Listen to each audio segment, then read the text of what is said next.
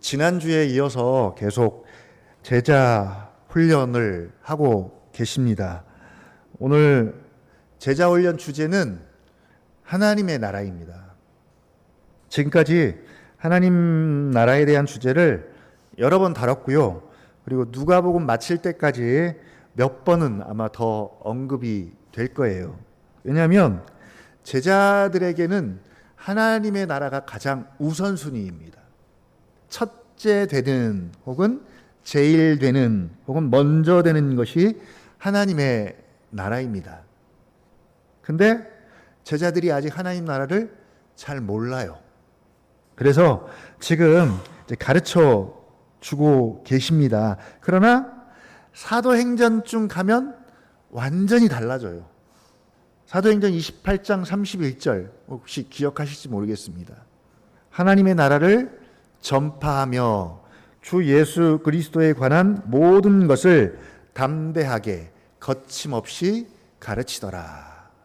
물론 이건 바울이 한 것이지만 제자들의 모습이라고도 볼 수 있는 거죠.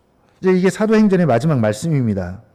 그러나 아직은 더 지금 배워야 할 상황이죠. 사도행전까지만 보면 하나님 나라와 주 예수 그리스도로 충만하니까 본능적으로 하나님 나라와 예수님에 대해서 그냥 전파하고 또 더 말하기를 즐거워하고 기뻐하고 그런 상황이었다면, 그러나 누가복음의 제자들은 아직은입니다. 그래서 더 배워야 합니다. 마침 바리새인들이 또 등장을 합니다. 그리고 질문해요.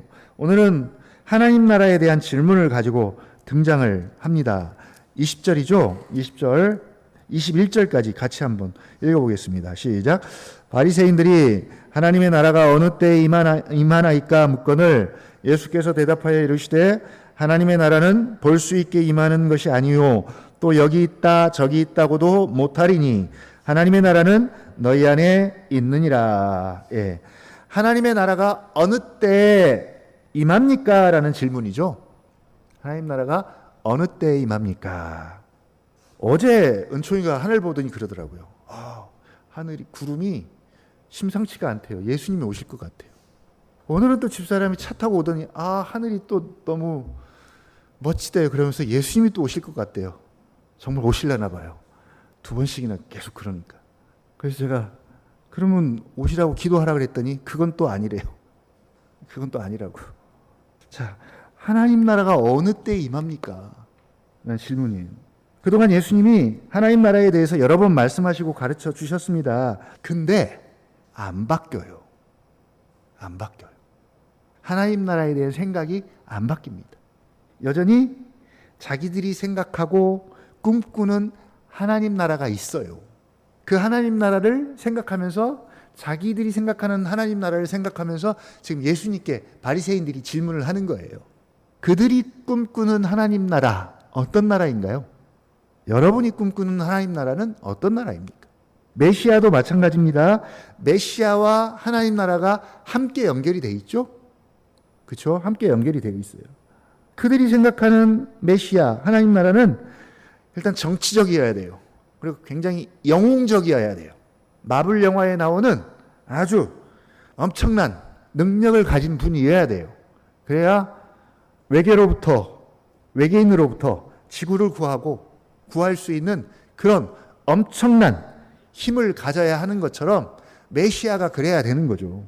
그래서 로마의 모든 억압으로부터 구원과 해방을 가져올 메시아, 태평성대를 가져올 메시아. 아마 오늘날 우리나라 사람들이 기다리는 메시아는 어떤 메시아겠어요? 경제적인 메시아. 사람들은 모이면 대부분 다 경제 얘기예요. 경제. 그러니까 경제적인 메시아. 한마디로 누가 봐도 가시적인, 눈에 훤히 드러나는 물리적인 그런 하나님 나라입니다. 근데 그들만 이런 생각을 하는 것이 아니라 제자들도 비슷한 하나님 나라를 지금 생각하고 있는 거죠. 이걸 꿰뚫어 보시고 이 질문에 대해서 답을 하십니다. 뭐라고요? 하나님 나라는 볼 수 있게 임하는 것이 아니요. 너희가 생각하는 것처럼 그렇게 보이는 나라, 가시적인 나라가 아니다라고 말하는 거예요. 20절에 볼 수 있게라는 단어를 좀 주목해 보십시오. 볼 수 있게. 20절. 그들이 생각하는 메시아, 하나님 나라는 어떻게 온다고요? 볼 수 있게 온다고 여겼습니다. 그 볼 수 있게가 뭐예요? 볼 수 있게. 그게 표적이에요. 표적. 볼 수 있게. 표적. 그래서 끊임없이 그들은 예수님만 만나면 뭐라 그래요? 뭘 보여달라 그래요? 표적을 보여달라고. 그 때를 쓰잖아요. 표적을 구합니다. 당신이 정말 메시아인지 아닌지 우리는 말로 들어서는 알 수가 없다. 그러니 표적을 보여줘라. 메시아에 대한 표적을 구합니다. 예수님이 사실은 굉장히 많은 표적을 보여주시잖아요. 그들이 원하는 메시아에 대한 표적이 뭘까요? 아까 좀 전에 말씀드렸던 것처럼 정치적이고 사회적이고 경제적이고 영웅적인 메시아, 힘 있는 메시아, 구원을 가져오는 메시아예요. 그게 그들에게 표적입니다. 그래서 그들을 로마로부터 해방시킬 만한 힘과 권력을 가진 그런 메시아여야 합니다. 그런데 예수님은 아무리 봐도 자기들이 생각하는 그런 메시아가 아닌 거죠. 표적은 이미 많이 보여줬어요. 요한복음은 노골적으로 표적의 책입니다. 요한복음은 표적의 책이에요. 당장 앞에 있는 본문에서도 나병 환자를 치유함을 통해서 하나님 나라가 임했고 또 치유받은 나병 환자에게는 구원을 선포하십니다. 이건 메시아만 할 수 있는 일이잖아요. 그래서 충분히 예수가 메시아이며 그로 말미암아 하나님 나라가 임했음을 보여주고 가르쳐 주었지만 사마리아인 한 사람, 이방인 한 사람 외에는 그 메시아를, 예수님을 알아보지 못합니다. 이건 그들이 원하는 메시아가 아닙니다. 그래서 틀을 깨기가 쉽지 않다는 말을 우리가 되게 자주 하잖아요. 한 번 잡힌 틀은 깨기가 어렵습니다. 그래서 어려서부터 습관이 중요하다라고 이야기하고 그런 이야기를 하는 거죠. 한 번 틀이 생기면 그 틀을 바꾸고 새롭게 하기가 정말 어렵습니다. 지금 바리새인들이 그래요. 율법의 틀 혹은 메시아에 대한 틀, 하나님 나라에 대한 틀을 가지고 있습니다. 그리고 지금 누가 있냐면 율법의 완성자이신, 율법의 주인이신, 하나님 나라를 가져오신 메시아가 눈앞에 있어도 보지 못하고 그 틀을 깨기가 정말 어려운 것이죠. 볼 수 있게를 원하는데 보여줘도 보지 못하고 주님은 이 질문에 대해서 뭐라고 말합니까? 너희들이 원하는 하나님 나라는 볼 수 없다. 볼 수 없다. 정표적을 원한다면, 볼 수 있기를 원한다면 내가 보여줄 수 있는 표적은 뭐밖에 없다? 요나의 표적밖에는 없다. 요나가 물고기 뱃속에 들어가서 3일 밤낮을 지낸 것처럼 인자도 십자가에서 그러하리라. 그들이 원하는 표적과는 정반대의 표적을 말씀하십니다. 제자들도 마찬가지입니다. 메시아가 고난을 받는다? 그것도 아주 모욕적이고 무능력한 모습의 메시아는 제자들조차도 상상할 수 없는 메시아예요. 자, 또 두 번째, 하나님 나라는 21절, 또 여기 있다 저기 있다고도 못하리니 하나님 나라는 너희 안에 있느니라. 하나님 나라는 장소적으로 혹은 공간적으로 어떤 특정한 한 장소에만 있는 것이 아니다. 이미 보편적으로 임했다. 심지어 하나님 나라는 너희 안에 있느니라. 자, 이미 임했어요. 그렇죠? 하나님 나라 임했습니다. 근데 너희 안에 있대요. 바리새인들 안에 하나님 나라가 있나요? 지금 이거 바리새인들이 한 질문에 대한 답이잖아요. 바리새인들 안에 하나님 나라가 있나요? 여기서 너희 안에 있다는 의미는 너희들 가운데 이미 하나님 나라가 있답니다. 너희들 가운데. 그러니까 바리새인들 마음속에 있는 게 아니라 너희들 가운데, 이 자리에. 그러니까 그들 마음 가운데 있는 것이 아니라 오히려 그들에게는 하나님 나라가 있어요, 없어요? 없어요. 그들 마음에는 하나님 나라가 없습니다. 왜냐하면 메시아를 영접하지 않았기 때문에. 여기서 너희 가운데 하나님 나라가 있다는 것은 지금 그들 가운데, 그들 앞에 하나님 나라를 가져오신 예수님이 있기 때문에 너희 가운데 있다고 그렇게 말씀하시는 거예요. 예수님의 오심으로 하나님 나라가 이미 임했잖아요. 그리고 그 예수님이 지금 바리새인들 앞에 있습니다. 그래서 너희들 가운데 있다는 얘기입니다. 이미 임했지만 그들이 생각하는 방식의 하나님 나라는 아닌 거죠. 그래서 첫 번째는 뭐예요? 볼 수 없다. 볼 수 없다. 너희들이 생각하는 그런 나라는, 그런 하나님의 나라는 볼 수 없을 것이다. 볼 수 없다. 두 번째는 뭐예요? 이미 임해서 너희 가운데, 너희 안에 있다. 이렇게 대답하십니다. 그러면서 이번에는 예수님이 제자들을 향해서 주시는 말씀이에요. 20절과 21절은 바리새인들의 질문에 대한 대답이라면 이제 대상을 22절 제자들에게 바꿉니다. 22절 같이 한번 읽어볼까요? 시작. 또 제자들에게 이르시되 때가 이르리니 너희가 인자의 날 하루를 보고자 하되 보지 못하리라. 22절부터 37절까지는 말 그대로 하나님 나라에 대한 제자 훈련입니다. 제자 훈련. 제자들에게 주시는 말씀입니다. 이미 임한 그리고 앞으로 완성될 이 시간을 이미와 그리고 아직이죠. 이 시간을 우리가 전에 종말이라고 표현했죠. 종말. 이 시간이 종말의 시간이다. 종말. 이 종말의 기간이 하나님 나라잖아요. 이미 그 다음에 아직 하나님 나라입니다. 그러니까 종말하면 예수님이 재림하는 마지막 순간만을 말하는 것이 아니라 이미 그리고 아직 마지막 사이의 시간을 종말이다라고 말씀을 드렸습니다. 그러니까 시간적으로 꽤 길어요. 이 종말이 꽤 깁니다. 이 종말의 시간을, 이 하나님 나라를 그러면 어떻게 살아야 하고, 두 번째, 이 종말의 마지막 끝을 제자로서 어떻게 그러면 준비해야 하는가에 대한 질문이에요. 이게 이제 오늘날 교회의 삶이고 성도의 삶입니다. 22절 같이 한번 읽어보죠. 시작. 또 제자들에게 이르시되 때가 이르리니 너희가 인자의 날 하루를 보고자 하되 보지 못하리라. 23절이요. 시작. 사람이 너희에게 말하되 보라 저기 있다 보라 여기 있다 하리라. 그러나 너희는 가지도 말고 따르지도 말라. 예.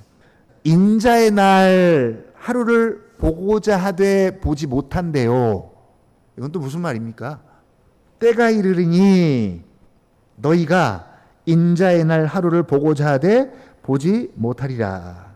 인자의 날 하루 어떤 날일까요? 일단 인자는 누굽니까? 예수님이죠. 예수님이 인자입니다. 그리고 인자의 날은 종말론적으로 하나님의 나라가 완성될 그날을 의미해요. 완성될. 뭐 재림의 날 좀 되겠죠. 완성될. 재림의 날 완성이 되니까. 그러면 인자의 날 하루, 특히 제자들에게 인자의 날 하루는 어떤 날이겠어요?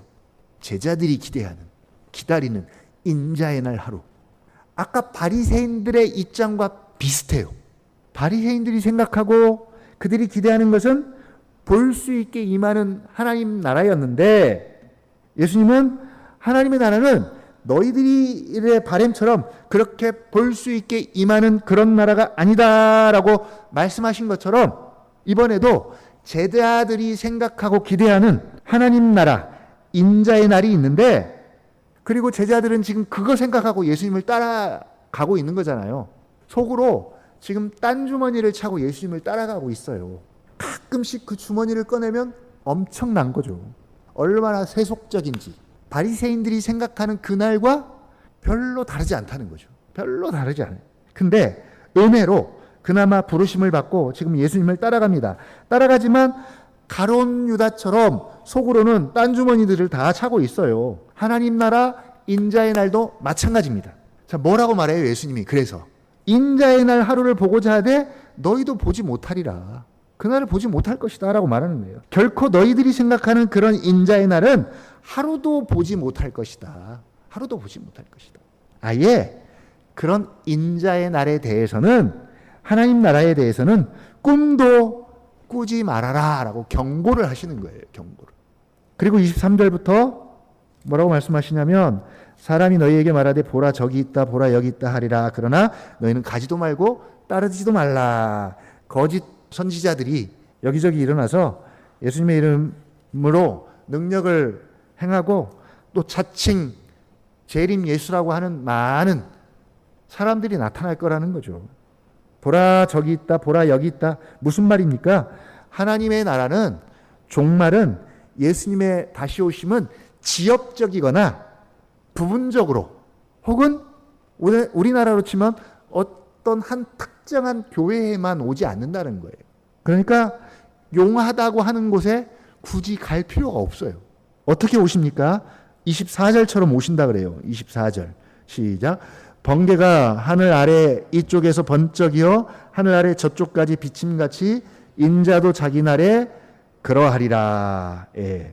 모두가 다 동시에 알 수 있도록 보편적으로 오십니다. 누구는 알고 누구는 모르고가 아니라 나도 알고 너도 알고 온 세상이 다 알 수 있도록, 한 번에 다 알 수 있도록 오십니다. 그러니까 그날에 대해서 모를까 봐 걱정할 필요가 없습니다. 뉴스를 볼 필요도 없어요. 누구나 다 알 수 있도록 오신다고 말씀하십니다. 그러니까 오셨는데 못 알아볼까 봐 걱정할 필요도 없어요. 그리고 25절, 그러나 그가 먼저 많은 고난을 받으며 이 세대에게 버림받아야 할지니라. 예, 하나님의 나라가 시작이 되었고요. 인자의 날이 올 것이지만, 그러나 인자의 영광이 있기 전에 인자의 고난이 먼저 있을 것이다. 제자들에게는 받아들여지기 굉장히 어려운, 수용하기 어려운 부분이 바로 이 인자의 고난입니다. 오직 지금 영광만 생각하고 열심히 예수님을 따라가고 있는데 인자의 고난을 이야기하니까 이해도 안 되고 사실은 듣고 싶지도 않죠. 그리고 실제로 제자들이 예수님의 십자가 앞에서 다 부인하고 도망가 버리잖아요. 인자의 고난입니다. 자, 그런 면에서 오늘날 이 시대의 제자들은 얼마나 유리할까요? 이 부분에 대해서. 유대인들이 하나님의 말씀을 맡은 것이 이방인들에 비해서 훨씬 유리하다고 말씀을 드렸습니다. 모든 면에서, 심판에 있어서, 하나님을 아는 지식에 있어서 아주 유리해요. 이방인들에게는 그것을 알려주지 않았지만 유대인들에게는 알려주셨기 때문입니다. 그러면 구약만 맡은 유대인들보다 신구약을 맡은 이 시대의 그리스도인들은 얼마나 더 유리합니까? 유대인들에 비해서. 얼마나 더 유리할까요? 인자의 출생부터 고난, 부활, 영광, 이 모든 것을 다 미리 알려주셨고요. 심지어 이제 마지막 인자의 영광만을 남겨둔 시점에서 예수 그리스도를 알게 하시고 하나님 나라를 살게 하시니까 얼마나 더 유리해요. 그러나 제자들은 인자의 고난을 넘어야 합니다. 그 고난을 넘어야 인자의 영광을 보게 되는 것이죠. 그러나 우리는 이미 그것까지도 다 초월한 사람들이에요. 알고 있습니다.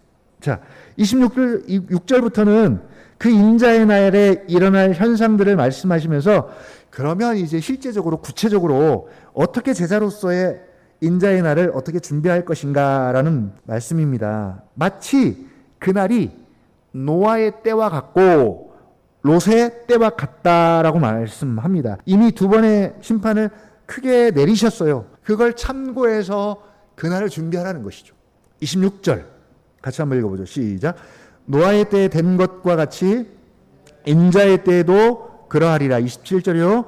노아가 방주에 들어가던 날까지 사람들이 먹고 마시고 장가들고 시집가더니 홍수가 나서 그들을 다 멸망시켰으며 28절이요. 또 롯의 소돔에서 나가던 날에 하늘로부터 불과 유황이 비오듯 하여 그들을 멸망시켰느니라. 30절이요. 인자가 나타나는 날에도 이러하리라. 예. 여기까지는 인자가 나타나는 날, 세상의 모습입니다. 노아의 때와 롯의 때와 같대요. 노아의 때와 롯의 때의 공통점이 뭡니까? 27절, 28절이죠. 노아가 방주에 들어가던 날까지 사람들이 어떻게 해요? 먹고 마시고 장가들고 시집가더니. 롯의 때는요, 역시 사람들이 먹고 마시고 사고 팔고 집을 짓더니. 이게 현대인들의 일상이잖아요. 일상을 이렇게 묘사한 거예요. 먹고 마시고 사고 팔고 집 짓고 장가가고 시집가고 이런 일상적인 일을 하다가 인자의 날을 맞이할 것이다 라고 말씀합니다. 조금 아쉽죠? 세상 사람들은 이렇게 두더라도 교회에게는 좀 미리 사인을 주셔가지고, 아까 저희 집사람도 그러잖아요. 오라 그랬더니 지금은 안 된다고. 시간을 좀 미리 줘야 덜 미안하다고. 근데 다 이런 마음이에요. 뭐 저희 집사람만 그러겠어요? 다 그렇죠. 좀 준비할 시간이 필요하니까 며칠만이라도 다만 사인을 좀 주십시오. 미리미리 준비하고 있으면 얼마나 좋겠어요. 근데 열처녀 비유도 마찬가지지만 사인이 따로 없어요. 사인이 따로 없습니다. 근데 이제 우리가 좀 막 기도 많이 하고 막 그런 분들한테 사인을 미리 줄 것처럼 이야기하고, 그런 분들은 자기가 또 사인을 받았다라고 이렇게 이야기하는데 따로 사인이 없습니다. 그냥 일상적인 일을 하다가, 삶을 사다가 그날을 맞이할 거예요. 그때 뭐 하고 계실 거예요, 여러분? 성도들이 가장 원하는 시간이 언제입니까? 예배드리는 시간. 그렇죠? 뭐 주일날 오면 좋겠고, 아니면 이제 조금 이제 심보가 조금 못 되신 분들은 수요일날 왔으면 좋겠다 그래요. 왜요? 난 이 자리에 왔으니까 남들이 안 올 때 좀 탁 와야 좀 튀니까. 여기까지는 교회나 세상이나 동일합니다. 그러면 제자들은, 교회는 뭘 준비해야 할까요? 그런 일상의 삶을 살면서 31절부터 말씀합니다. 31절 시작. 그날에 만일 사람이 집 위에 있고 그의 세간이 그 집안에 있으면 그것을 가지러 내려가지 말 것이요 밭에 있는 자도 그와 같이 뒤로 돌이키지 말 것이니라. 32절이요 롯의 기억하라. 롯의 처 아시죠?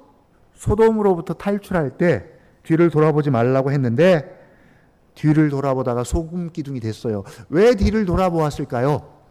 미련 때문에, 아쉬움 때문에. 그 노래 가운데 하숙생인가요? 거기에 그런 가사가 있더라고요. 미련일랑 정일랑 두지 말고, 어차피 인생은 흘러가는 강물이고 떠가는 구름이다. 아주 그렇게 보면 되게 신앙적인 가사입니다. 미련 두지 말라, 정도 두지 말라. 그 미련과 정 때문에 뒤돌아보다가 소금 기둥이 되었습니다. 바로 일상성에 대한 매일매일의 자기 부인입니다. 십계명에 보면 안식일을 기억하여 거룩하게 지키라 그러잖아요. 그럼 우리가 포커스를 어디다 두는 거예요? 주일 성수에 막 목숨 걸으라는 얘기인가요? 그 하루를 왜 그렇게 푸릇푸릇 쉬라고 얘기하는 거예요? 그렇게 하지 않으면 어디다 우리의 생명을 담보합니까? 자기 직업에. 계속 자기 직업을 가지고 자기가 자기 먹고 살고 자기 삶을 영위하는 거죠. 하루만큼은 중지해라. 그러니까 너가 하는 일에 절대성을 두지 말아라. 그래서 안식일을 기억하여 지키라는 이야기입니다. 분명한 사실은요, 일상적인 일을 하다가 인자의 날을 맞이할 겁니다. 직장에서 그 시간에 일을 할 수도 있고요. 뭐 이왕이면 예배 드릴 때 오시면 더 좋겠고요. 아니면 밖에 외출을 할 수도 있겠고요. 결혼을 앞에 둘 수도 있겠고요. 결혼 날짜 다 봤는데 오실 수도 있어요. 또 집을 사놨어요.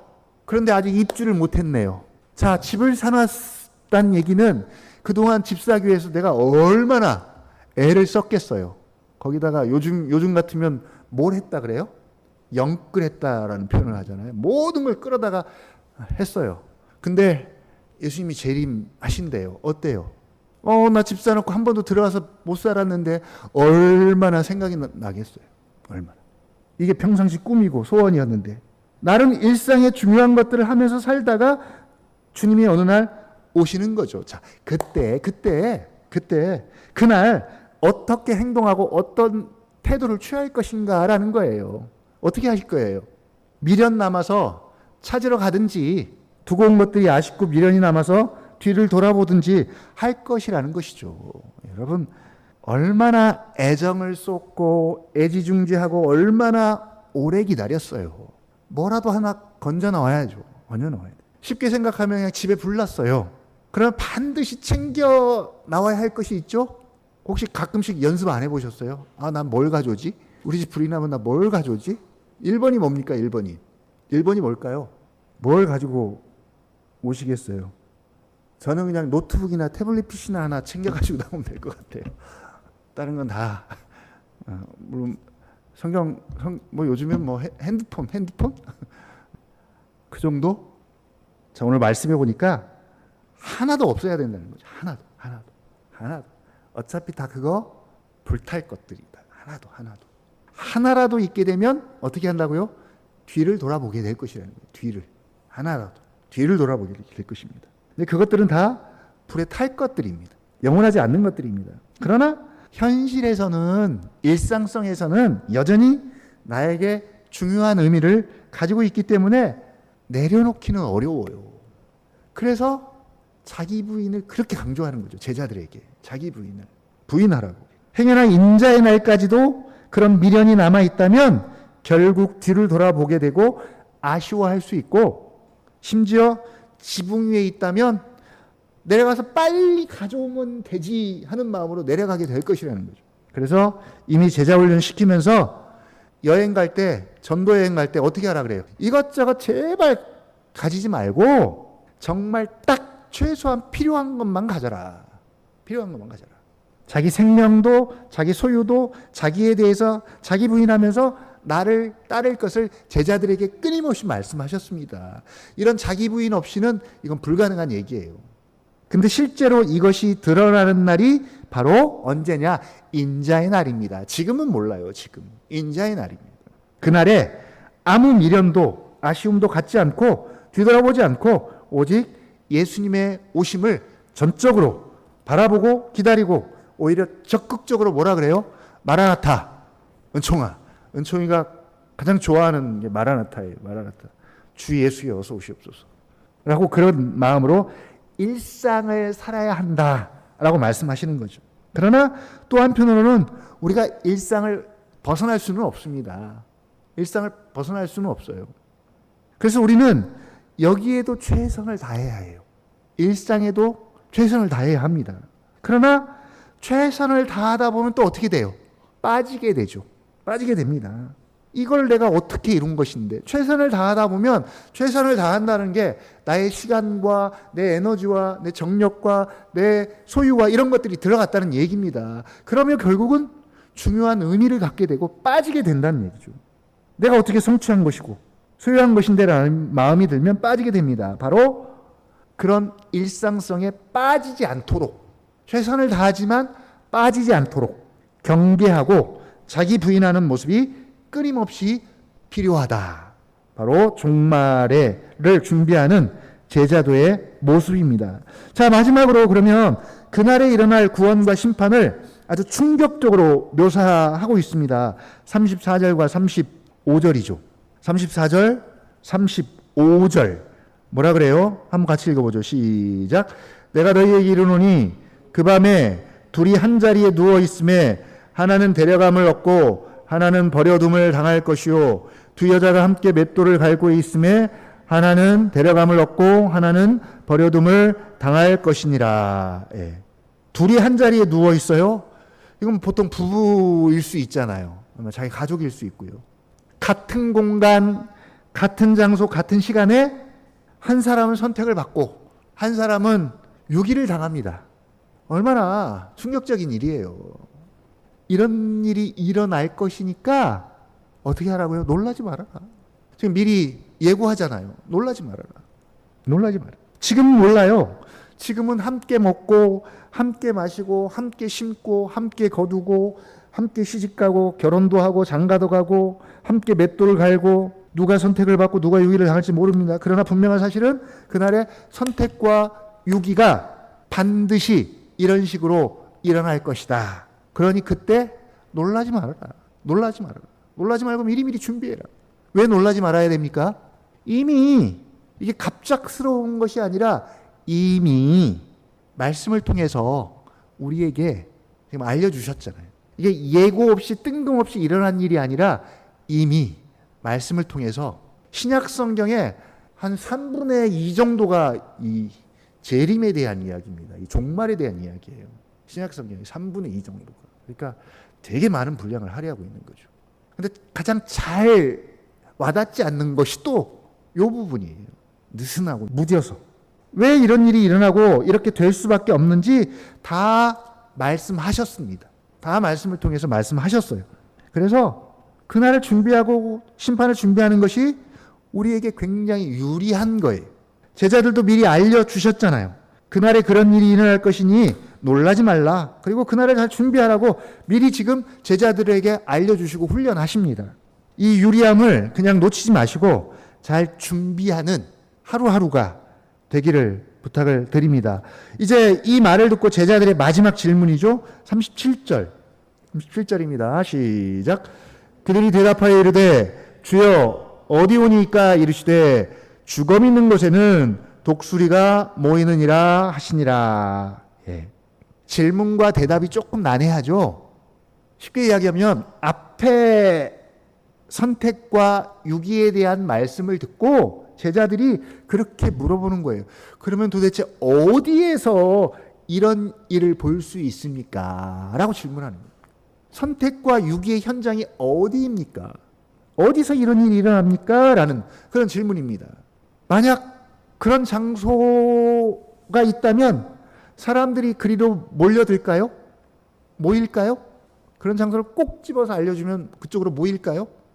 자, 선택이 일어나는 장소, 유기가 일어나는 장소, 그런 특정한 장소가 있는 것이 아니라 그러면서 독수리 비유를 말씀을 하십니다. 하늘에 떠 있는 독수리가 땅의 주검을 보면 놓치는 법이 없다. 놓치는 법이 없다. 마찬가지로 인자의 구원과 심판도 그럴 것이다. 그러니까 이렇게 적용하면 되겠죠. 의인이 있는 곳에는 반드시 뭐가 있고? 구원이 있고, 악인이 있는 곳에 반드시 심판이 있을 것이다. 라는 말씀으로 마무리를 하고 있습니다. 자, 오늘 하나님 나라에 대한 말씀을 주셨는데 우리는 어떤지, 하나님 나라에 대한 오해나 그릇된 방식으로 여전히 하나님 나라를 생각하고 있지는 않은지, 바리새인들도 마찬가지고요, 제자들도 마찬가지입니다. 여전히 그릇된 방식의 하나님 나라를 생각하고 있는데 우리는 어떤지 좀 돌아봤으면 좋겠습니다. 바리새인들이나 제자들이 생각하는 그런 방식의 하나님 나라, 인자의 날은 결코 너희가 보지 못할 것이다 라고 말씀합니다. 두 번째는 그럼 제자로서 종말을, 인자의 날을 어떻게 준비할 것인가? 일상성을 조심해야 한다. 일상성 가운데 그날을 맞이하게 될 것이고 제자들도, 그 다음에 이 시대의 우리도 그런 일상성을 살면서, 일상의 삶을 살면서 주님을 맞이할 것이다. 단 그 일상성에 빠져서 그것들을 그리워하고 아쉬워하지 않도록 늘 부인하면서 살아야 한다. 왜냐하면 그날이 언제 올지 모르기 때문에 늘 깨어서 그날을 준비해야 한다. 라는 말씀이죠. 그러나 준비한다는 명목으로 일상을 벗어나서는 안 되겠죠. 따로 모여서 옛날 다미성교회처럼 그렇게 해서는 안 된다는 거죠. 바로 이런 일상 가운데 인자의 날을 잘 준비하는 제자가 될 수 있도록 이 시간 함께 잠깐 기도하는 시간 갖겠습니다.